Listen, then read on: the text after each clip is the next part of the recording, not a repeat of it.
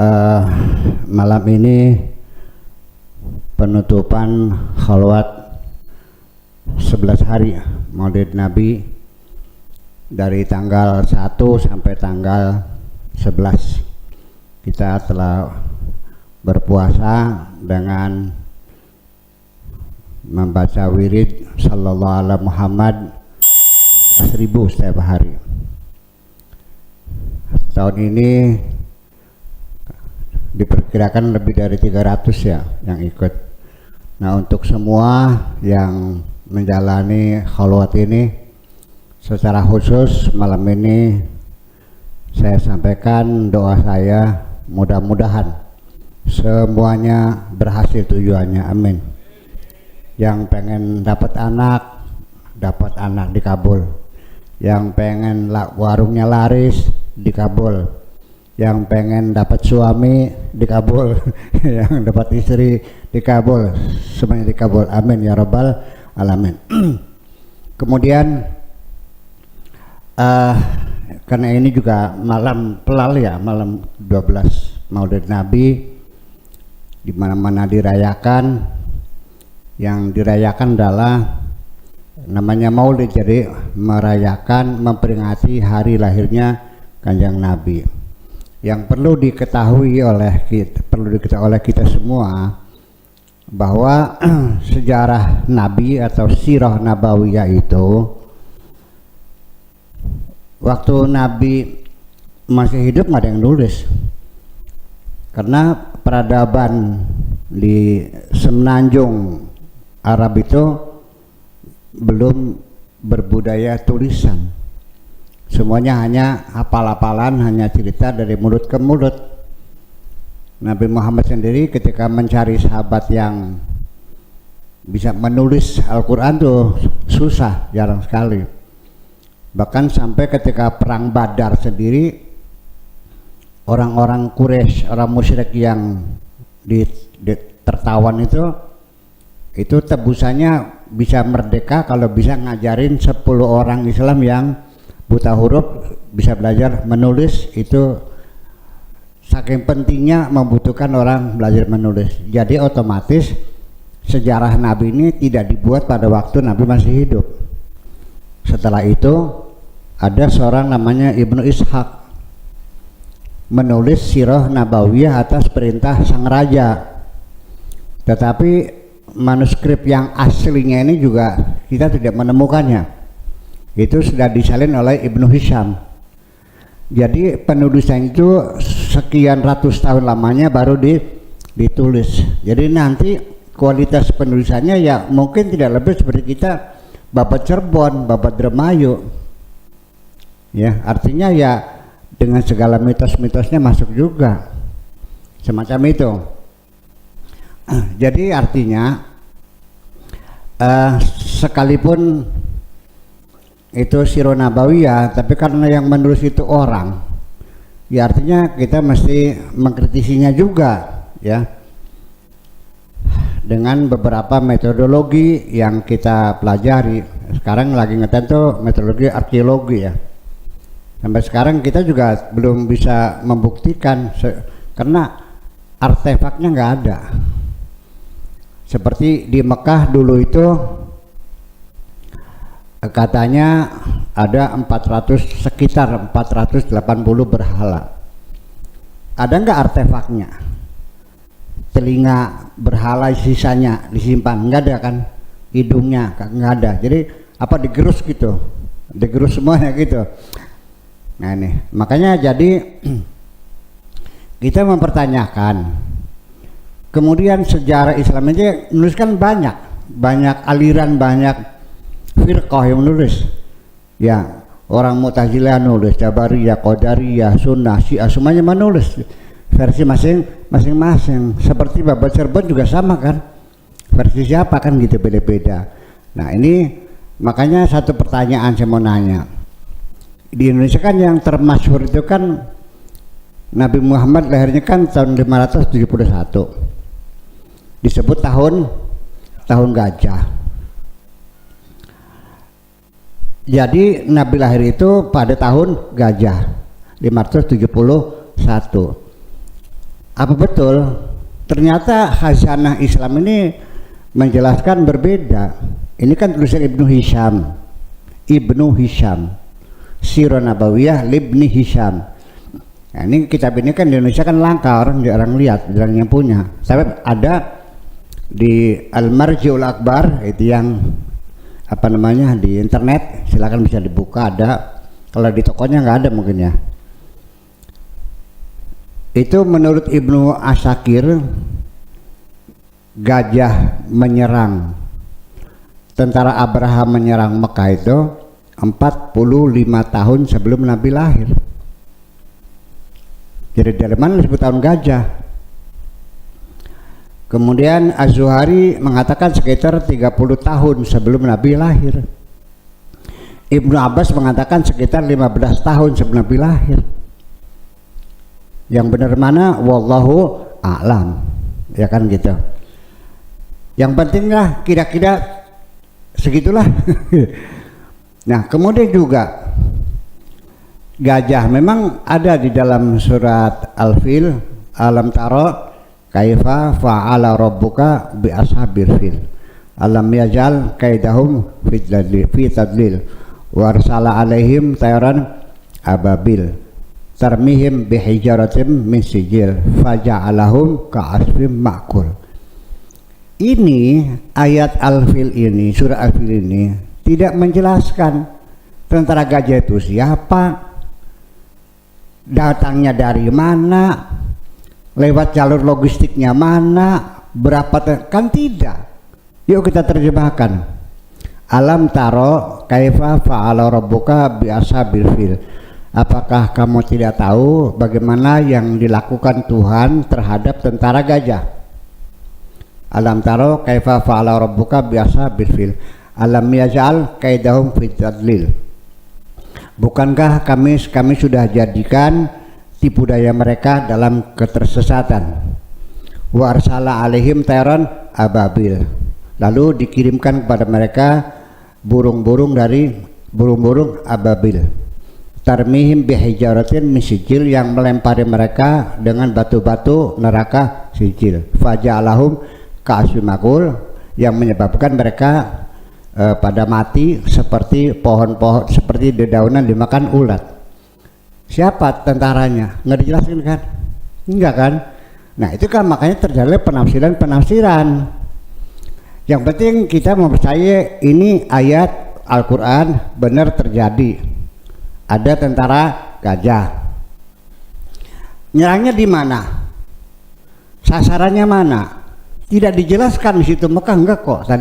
Ya kan gitu. Nah, tetapi kita lalu bertanya, Abraha itu menurut penafsiran Sirah Nabawiyah, Abraha itu adalah orang yang beragama Kristen, ya kan? Di Mekahnya adalah penyembah berhala. Di dalam tafsir-tafsirnya itu dikatakan bahwa Allah membela orang-orang beriman dari serangan tentara gajah orang-orang kafir. Gitu tafsirannya. Saya mau nanya, yang beriman siapa, yang kafir siapa? Abraha agamanya Kristen, kafir, penyembah berhala, beriman gitu. Ya nggak jelas ya. Itu ini makanya jadi kita, saya aja kan ini kaum milenial berpikir cerdas dikit lah gitu, ya supaya jangan ini. Kemudian lagi, Abraha bawa tentara gajah. Apakah layak gajah itu sebagai kendaraan perang di padang pasir? Silakan buka Google Map dari Yaman ke Mekah. Ada apa? Tidak ada pepohonan, tidak ada rumput, hanya gunung-gunung batu yang kering kelontang. Kalau gajah itu makannya apa? Di mana rumputnya?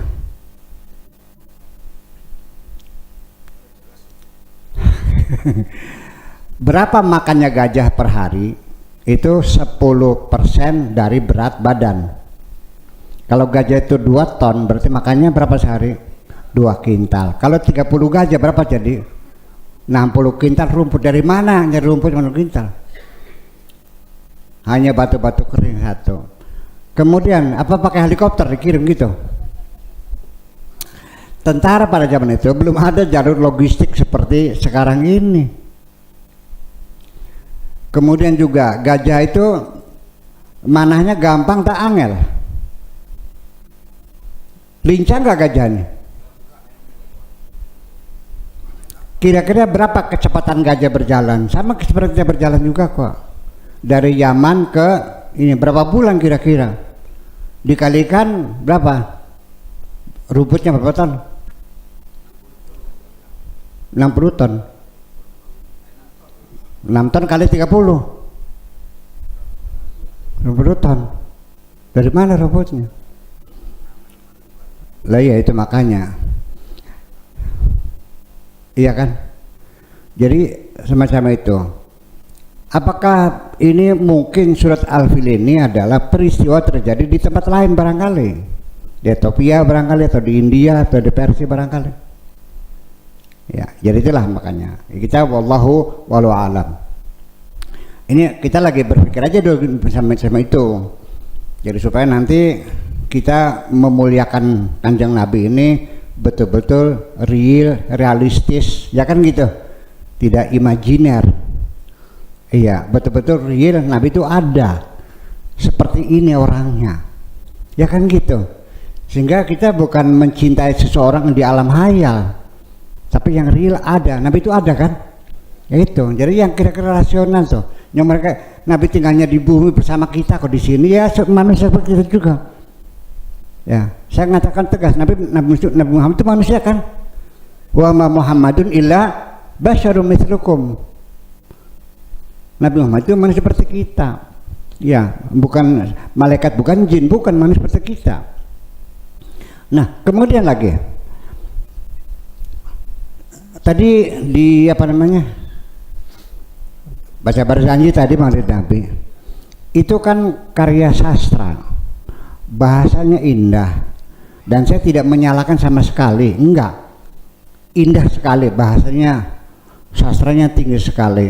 Menceritakan tentang kelahiran kanjeng Nabi. Tapi itu kan karya sastra, artinya dengan kalimat-kalimat yang indah, artinya membangun satu imajinasi dalam pikiran kita kalau paham ya. Jadi seperti anak raja yang hebat gitu ya, lahirnya disambut kan gitu, sampai namanya irhasat, tanda-tanda kebesaran turunnya Nabi, api di Persia yang disembah padam, kemudian balkon yang ada di Romawi itu runtuh, kemudian alam dunia menjadi terang benderang, ya kan? Ya itu cerita lah gitu. Tapi saya jujur aja, seorang bayi lahir, apakah sepopuler itu ketika lahir? Saya kira dalam cerita saja, malah justru Abu Jahal dalam cerita itu yang menyambut gembira. Hanya Abu Jahal yang menyambut gembira karena dia menyembelih unta atas kelahiran Muhammad. Iya, jadi makanya dalam kitab-kitab kuning itu Abu Jahal itu katanya kalau hari Selasa gitu hari Senin ya, hari Senin itu dientas dulu dari nerakanya gitu. Nanti kalau Selasa masuk lagi gitu. Karena dulu menghormati kelahirannya Kanjeng. Itu ceritakan begitu. Ya, nggak usah dibantah, ini cerita juga. Ya, jadi artinya menurut kita bayangan apakah Nabi ketika itu disambut oleh masyarakat Mekah? Saya kira nggak ada yang tahu. Satu, nyong dia lahir sudah nggak punya bapak, iya kan, sudah meninggal, dia yatim perut namanya. Sebelum lahir bapaknya mati dulu, nggak dikenal. Malah justru dari beberapa sumber ya yang dapat dipercaya, ya buku-buku khazanah Islamnya juga, Nabi Muhammad itu dipanggil oleh teman-temannya itu ya bukan Muhammad bin Abdullah, termasuk Abu Jahal juga memanggilnya Muhammad bin Abi Qabs. Abu Qabs itu bapaknya Siti Fatimah, jadi ke kakek dari ibunya. Menurut tradisi di Arab, kalau orang dipanggilnya ke jalur ibu itu beda dengan dibalik jalur bapak. Di sini saja kalau Anda lihat akte kelahiran, umpamanya Hasan bin Aminah, apa artinya? Atau seorang perempuan namanya Juleka binti Hasanah, berarti apa? Akte kelahiran, orang tua hanya ibunya saja, bapaknya tidak disebutkan. Anak apa namanya? Ya, artinya bahwa Nabi dihinakan oleh teman-temannya itu, anak yatim piatu. Jadi kalau kita ingin melihat bagaimana kondisi Nabi lahir, kesengsaraan beliau jauh berbeda daripada yang Anda baca itu. Jadi kita sendiri ketika mencari informasi tentang dari sisi perspektif psikologis Nabi Muhammad, itu lebih jelas yang disebutkan dalam Al-Quran daripada hadis-hadis Nabi. Yang ngomong Tuhan, Dia yang Maha Tahu. Iya, kayak apa sengsaranya. Daripada kita baca itu, Al-Quran jelas bahwa Nabi Muhammad itu sengsara sejak kecil. Yuk kita dengarkan dulu. Wadduha walaili idza saja. Dari pagi sampai larut malam dalam penantian, iya, dalam kesengsaraannya. Wadduha walaili idza saja. Ma wadda'aka rabbuka, Tuhanmu, engkau tidak ditinggalkan Tuhanmu.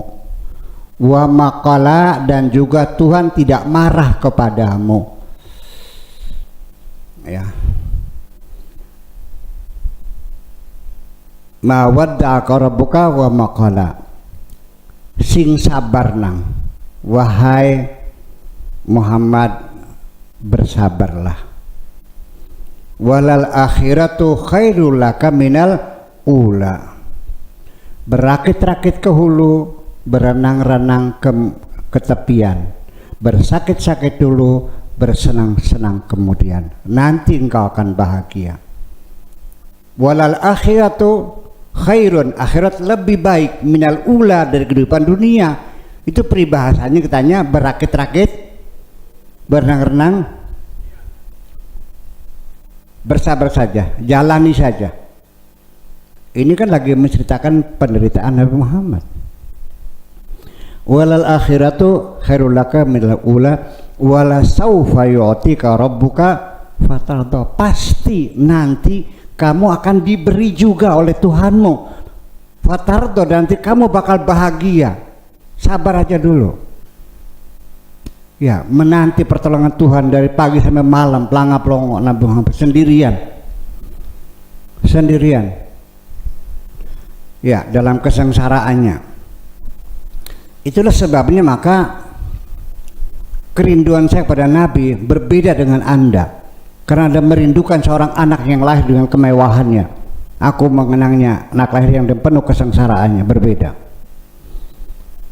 Ya, dan ini tidak merendahkan Nabi ya. Sebagai manusia, seorang Nabi kan biasa digembleng sejak kecil mula. Gitu. Wala sawfa yu'tika rabbuka fatarda. Alam yajidka yatiman fa'awa. Bukankah kamu dulu itu adalah sebagai anak yatim, tidak punya bapak? Siapa yang melindunginya? Fa'awa, Allah yang melindungi kamu. Alam yajidka yatiman fa'awa wa wajadaka dhalam fahada. Dhalan itu bukan tersesat, jahat bukan ya. Tersesat di sini artinya ketika kakeknya meninggal dunia, Nabi ikut siapa? Paman-pamannya ya Abbas, Abdullah, siapa namanya, Abu Talib, Hamzah, sebagainya kan, paman-pamannya kan menawari, bahai keponakan go mau ikut saya, mangga. Nabi kan melihat wajah-wajahnya tuh serem-serem, apalagi Abu Jahal, serem banget wajahnya tuh. Yang agak manis itu, yang good looking tuh Abu Talib. Ya ikutin aja, kan gitu. Wa wajadaka dhalan fahada, wa wajadaka ailan fa aghna. Kamu dulu melarat, nanti bakal dikasih kaya kamu ini. Fa aghna. Ailan tuh, ailah tuh keluarga, artinya hidupnya mengharapkan bantuan orang lain. Ailah itu artinya keluarga, artinya ail itu artinya orang yang mendapat nafkah dari orang lain, artinya mengharapkan belas kasihan orang lain. Fa'aghna wa wajadaka dhalan fahada wa wajadaka ailan fa'aghna. Nah, atas dasar kesengsaraan dia sebagai anak yatim itulah merefleksi kebijakan Nabi, pesan-pesan pentingnya nitip anak yatim. Ajatinema pitung turunan sengsara kaya reyang. Iya, jangan sampai engkau menderita seperti aku anak yatim. Makanya pesannya famal yatima fala takhar. Jangan pernah bentak-bentak anak yatim.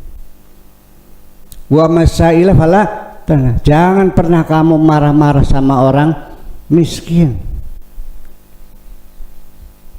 karena dia dibentak-bentak orang juga. Itu kan merefleksi, tekan dirinya. Famal yatim fala takar wa masaila fala wa amma bi ni'mati rabbika fahaddits.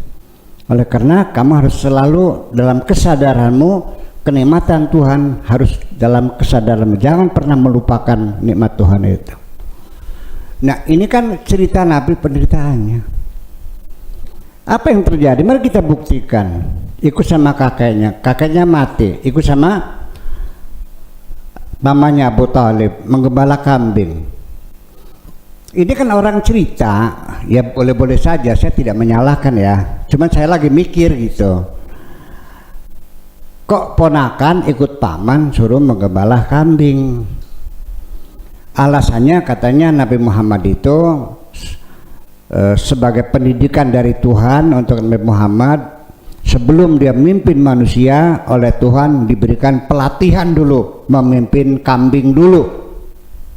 Sebelum menggembala manusia, Nabi Muhammad dilatih menggembala kambing. Apa hubungannya kambing dengan manusia? Memang latihan menggembala manusia harus menggembala kambing dulu gitu? Iya, satu. Andaikan saya punya ponakan ikut, nih, ntar Yono, ponakan ikut saya. Iya, ada ponakan ikut saya. Sama siapa? Amril, ya, 6. Kepala pondok, Dilahnya jadi bendahara SMK, Fikrinya sebagai TU di SMA. Itu ponakan saya. Kalau ada ponakan saya suruh menggembala kambing, apa komentar Anda? Nah, itulah kan masalahnya. Oke, mereka beralasan karena Abu Talib itu orang miskin. Nabi Muhammad tidak mau membebani pamannya yang miskin. Mana mungkin seorang pemimpin miskin? Abu Talib itu kepala suku, pimpinan Quraisy pada waktu itu, yang sangat berwibawa. Mana mungkin pemimpin miskin? Di dunia ini ada nggak presiden miskin? Ya udah. Jadi kita kan lagi bertanya, merasionalisasi. Karena saya dapat informasi seperti itu. Kanjeng Nabi itu sengsara, Nabi itu anak yatim, Nabi itu dibentak-bentak orang. Iya, suruh bersabar. Semacam itu. Sampai terakhir ketika dia menjelang dewasa, usia 25 tahun, kan dijodohkan. Dengan siapa dijodohkannya? Khadijah. Perawan atau janda? Berapa kali janda? 2 kali. 2 kali. Lah iya, umurnya seumur ibunya. Ya, tetap saja tuh semacam itu. Ya kan semacam itu. Jadi ya artinya bahwa saya merindukan Kanjeng Nabi itu berbeda dengan Anda. Selama ini dalam pikiran Anda, Nabi itu orang kaya, orang hebat, dimuliakan orang, ya kan gitu. Berulang-ulang mau dibunuh orang kok. Iya, kan persoalannya begitu. Jadi kalau Nabi dibunuh tuh jangan kaget ya. Al-Quran juga menginformasikan wa yaqtuluna anbiya'ahum bighairi haqqin. Banyak nabi-nabi itu dibunuh-bunuhin gitu. Jadi tokoh-tokoh reformis itu selalu menjadi korban. Iya, pendobrak itu selalu menjadi korban. Nah, semacam itu. Jadi artinya bahwa sampai kesengsaraan Kanjeng Nabi sebagai anak yatim yang menderita itu juga merefleksi, sehingga kebenaran agama itu dilihat dari bagaimana Anda memperlakukan anak yatim.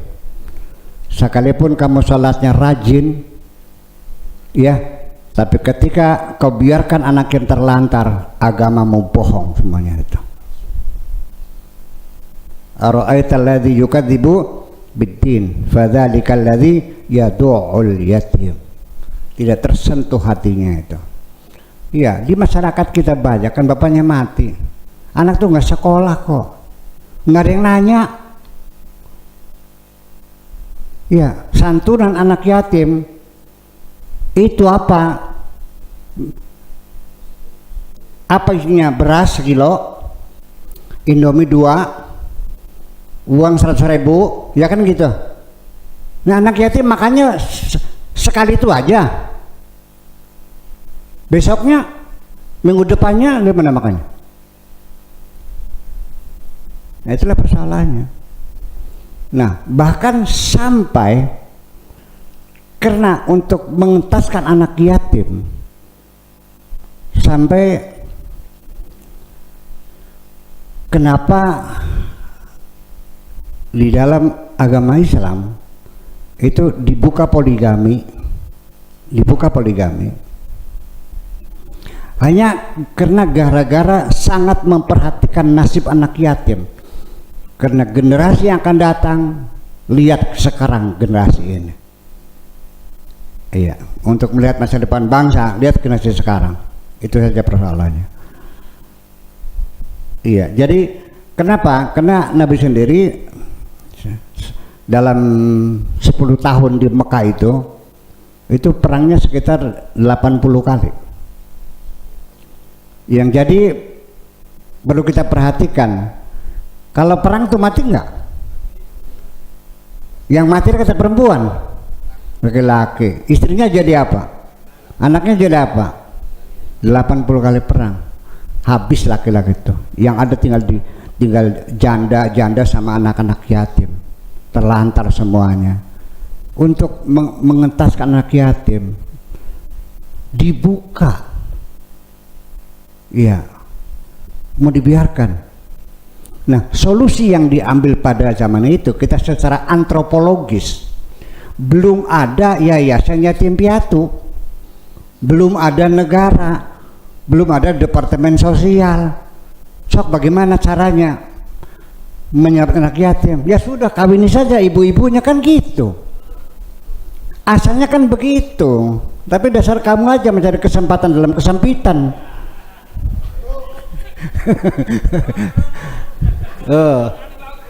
Ya itulah persoalannya. Jadi pesannya itu, Nabi Muhammad itu, Allah itu tidak menyuruh kamu berpoligami, cuman kamunya aja memelintir ayat-ayat Tuhan ini.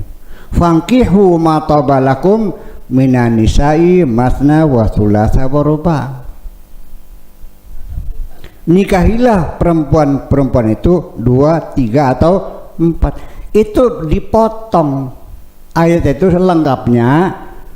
Sebelumnya ada namanya jumlah syartiyah gitu. Wa in khiftum alla tuqsitu fil yatama, kalau kamu memang sayang sama anak yatim, tidak ingin menyantuni anak yatim, tidak ingin membiarkan anak yatim terlantar, apabila kamu ingin menyantuni anak yatim, silakan nikahilah perempuan-perempuan itu. Artinya bukan yang perawan, bukan.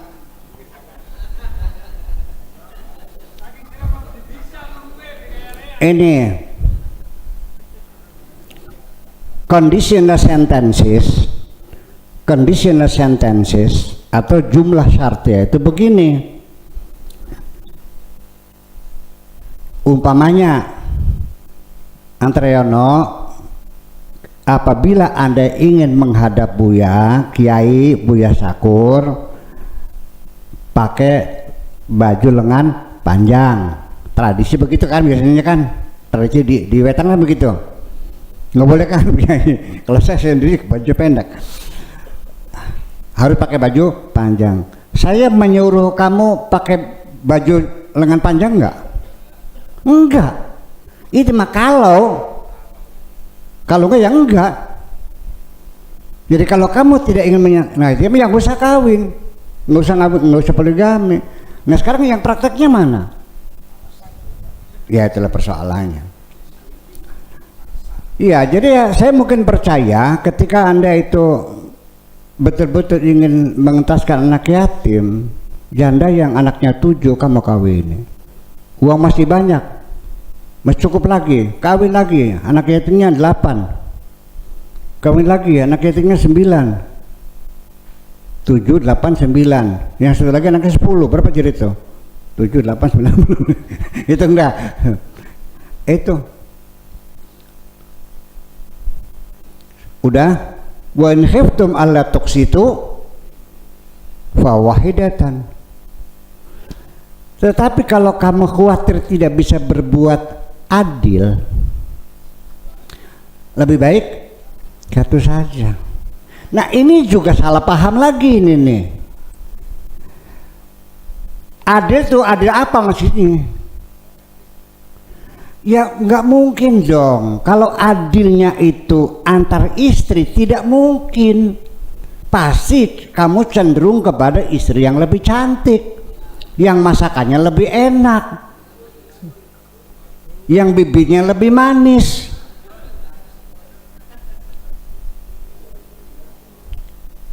Makanya dikatakan lantas tatiu anta dilu bainan nisa. Tidak mungkin kamu bisa berbuat adil di antara istri-istri kamu, nggak bisa adil kan, hati kamu nggak bisa adil, tetap aja akan cenderung. Ya kan seperti itu.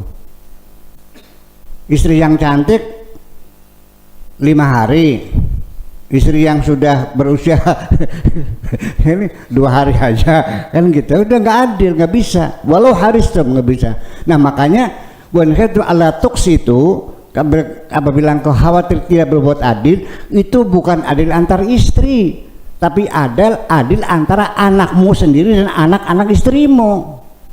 Nah loh, mana lagi? Nah itu persoalannya.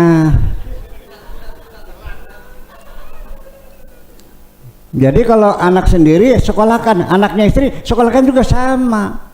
Nah itu bisa. Kan seperti itu. Jadi artinya ya udahlah, negara kita tidak melarang poligami kok ya. Ya kan enggak boleh di sini poligami, cuman persyaratannya diperketat gitu aja. Harus mendapat persetujuan dari istri tertua dan tertulis dan diperiksa. Nah kalau dulu kan undang-undangnya persetujuan, sehingga berbuat tulis pernyataan, surat pernyataan, saya istri bapak ini menyatakan bersedia di madu, mengizinkan sama saya kawin lagi, cap jempol. Nah setelah istri tua ini tahu suaminya kawin lagi, akhirnya kan digugat ke pengadilan. Kata pengadilan, bapak ibu kan ngasih persetujuan, mana suratnya? Cap jempol. Oh pantesan saya dulu pernah bangun tidur jempolnya hitam. Itu kan seperti itulah terjadi. Jadi saya kira kita udah cukup ini. Ada tanya pada langsung aja ya jadinya. Jadi itu saja kira-kira, mudah-mudahan dalam rangka Maulid Nabi ini saya harapkan mudah-mudahan kecintaan kita kepada Baginda Rasulullah semakin proporsional lagi, semakin hebat, semakin merindukan Kanjeng Nabi, dan selanjutnya bisa beriktida menteladani Kanjeng Nabi Muhammad SAW.